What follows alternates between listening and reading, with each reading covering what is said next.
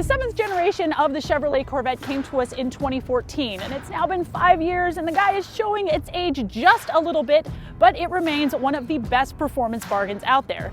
Now, unfortunately, Chevy didn't do me a solid, and they did not send me the big, nasty, supercharged Z06, but they did send me a convertible with the Z51 performance package. So let's find the long way home.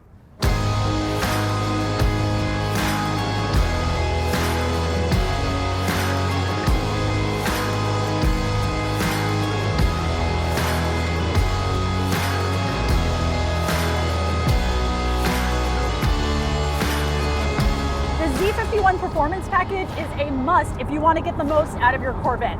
It's got performance brakes, performance exhaust, performance electronic limited slip differential, performance transmission, performance, well, I mean, you get the idea, right? Plus it has the net effect of giving you more horsepower and torque. 450 horses and 465 pound-feet of torque are coming out of this 6.2 liter naturally aspirated V8. Goes to the rear wheels as God intended it through an 8-speed automatic transmission, which is definitely from the devil.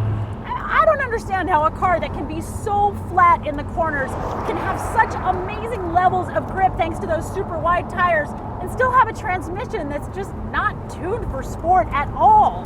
I mean, peak torque comes in at 4,600 RPM, and this thing wants to laze around back roads in 6th gear.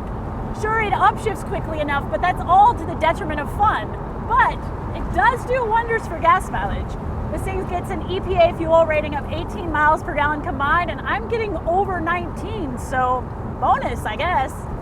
But the real good news is that there are paddle shifters and there is a manual mode. And when you're in this mode, the car will hold the gears for as long as you want. So it makes it really, really fun.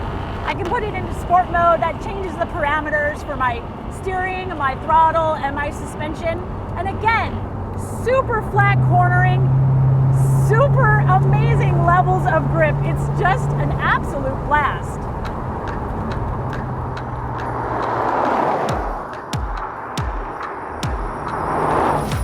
So I haven't had a chance to play with track mode that much. I mean, it's been raining a lot lately. The roads aren't really dry all the way.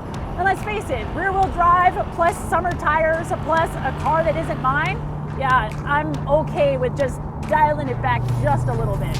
Now this Z51 does have bigger brakes than the standard Stingray, and I can feel them getting a little bit swirly under heavy braking. But again, I've been keeping the traction control on, and that keeps everything in check. Now on startup, the Vette sounds awesome, and all my neighbors think so. I mean, I could put it into stealth mode, but really, I want to make sure they have the pleasure of hearing that rumbly V8 startup every single morning.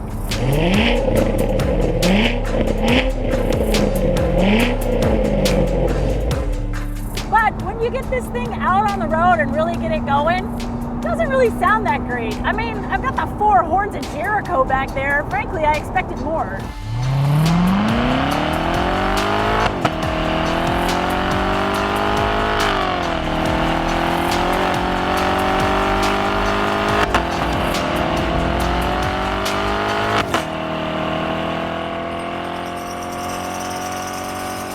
You don't have much of a weight penalty in the convertible. This only weighs 68 pounds more than the coupe, but you do suffer with trunk space. There's only 10 cubic feet of space back there. But it's really in the interior that the Corvette starts showing its age. I mean, I do like the surround cabin, and I like that the screen and all of the controls are angled towards me, but on the whole, the materials in here, kind of subpar, and the quality and the design, it's just not there.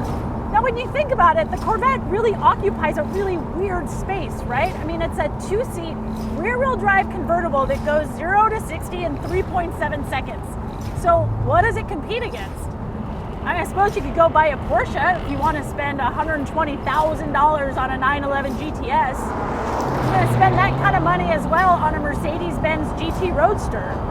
In terms of American muscle, there's nothing that really directly competes. I mean, yeah, you can get a 5-liter Mustang in a drop top, but that's got a back seat. You could get a Challenger or a Charger, but again, it's got a back seat, and those are dedicated hardtops. Really, the Corvette just literally lives in a world on its own.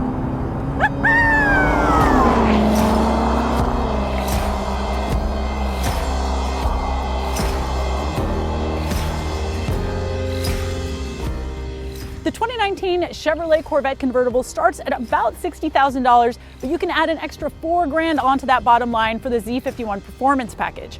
Now, if it were me, I'd just stop there. But this guy's got the 2LT mid-trim, as well as a few convenience features like remote start, painted black wheels, and that unnecessary automatic transmission. All told, you're into this bad boy for $74,855 American dollars.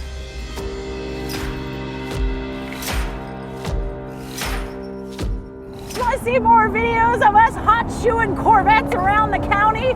Tune in to Roadshow's YouTube channel. Like and subscribe, baby.